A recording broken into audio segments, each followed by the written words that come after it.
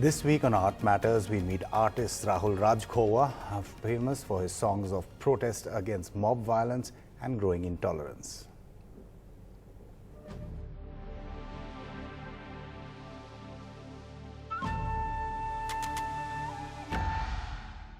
Let's beat 'em up, unleash the hurt, killing people over meat, so ridiculous. Killing people over love, so ridiculous. Honor killings, still existing. Your mob lynching without flinching. For 22-year-old Rahul Rajkhowa, a singer and songwriter from Assam, it was finding answers to troubling questions like these that stirred him to compose No God Ever Taught to Hate, a song on the ever-growing incidents of lynching and mob violence in the country. In 2012, I was attacked by a mob.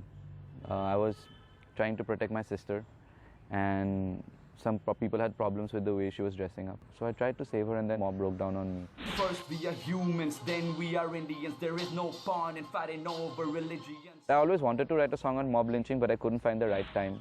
And then I saw all these killings happening, so it bothered me, like how come people aren't discussing so many? Starting from Dadri, all the way now it's happening. I want to cover both Hindu and Muslim killings in my song. Like I just don't want it to be one-sided, But the trolls don't even understand that. They see a JNU student writing a song against mob lynching, they think it has to be one-sided. If the seeds are few, since you from JNU, they still expect a lot out of you. As a student of JNU, an institution where protest against the establishment is the norm, the last few months saw a major uproar over cuts in the MPhil and PhD seats in the university, leading to clashes between students, administration and teachers. And amidst all the chaos, Rahul found a creative way of voicing his protest against the JNU Vice-Chancellor, a 2-minute rap song that went viral on the social media. I am a master student, still writing 2 papers in a day. I noticed a lot of my friends in JNU were taking part in the protests, but there was no solid impact coming out. So I wrote those lines because no action was being taken against Najib's disappearance and the boys who beat him up, Everybody knew who those boys were. So I thought, people need to know. It's so obvious, but people aren't talking about it. Lord, I don't know, where do they go when we need... And while most of his music epitomizes the rage against sectarianism and venom-spewing vigilantism, Rahul says his inspiration comes from the music of the 70s in the West, which kept the spirits of struggling people alive during dark hours. From protest songs on mob lynchings, rape jokes and racial bias against students from the Northeast, his latest song Flood seeks to draw attention to the devastating floods in Assam and the misery the annual calamity inflicts on people.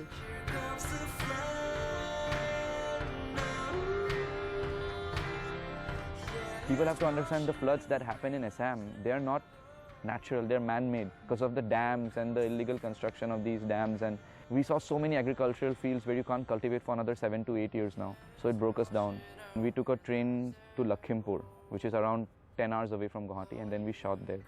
And it was a very humbling experience, You feel so small when you reach those places. There are villages which have been submerged for the last 2 months now. No roof, no floor, no shelter here. No roof, no floor, just bodies bare. Water, water, water everywhere. We mustn't forget that it's one of the most strongest mediums for passing on a message, because it's a dual thing, Like you're listening to a good tune, but at the same time the lyrics are sensible. Water, water, water everywhere. Can a song initiate dialogues? Can it bring about social change? Well, for singer-songwriter Rahul Rajkhowa, when words fail, music speaks. And in his case, he lets the music do all the talking. In New Delhi with camera person Pooja Arya, Martina Roy for NDTV.